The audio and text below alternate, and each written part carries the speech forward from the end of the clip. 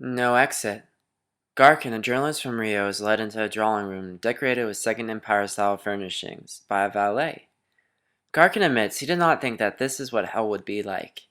The valet has no eyelids, and this frightens Garkin. The valet leaves, telling Garkin that if he needs him, to ring the bell, but that the bell doesn't work all the time. Garkin looks at a large bronze statue and then tries ringing the bell, and opening the door. After a few moments of this, he gives up and sits on one of the three sofas in the room. Just as he sits, the valet re-enters with a woman named Inez, who was a postal clerk in Paris, and then the valet leaves. Inez mistakes Garkin for her torturer and declares how she doesn't like men. Garkin tries being courteous to Inez, but she yells at him. The valet returns a third time with a pretty woman named Estelle from Paris, and then the valet leaves again.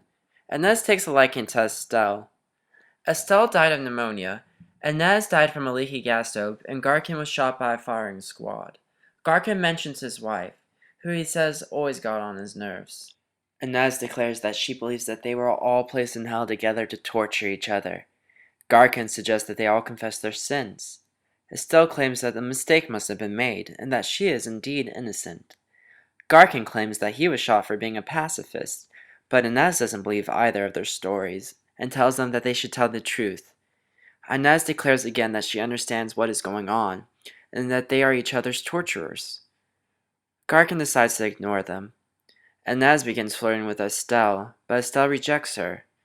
Estelle tries flirting with Garkin, but he ignores her. After a while, they all decide to confess their sins for real. Garkin was very cruel to his wife, openly cheating on her. Inez admits to seducing her cousin's wife and emotionally torturing her.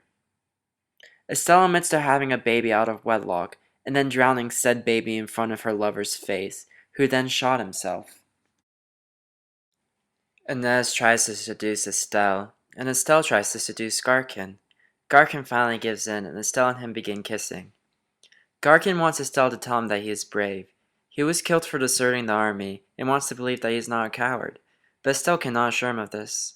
Garkin becomes disgusted with them and says he would rather be physically tortured than have to stay with them for all eternity.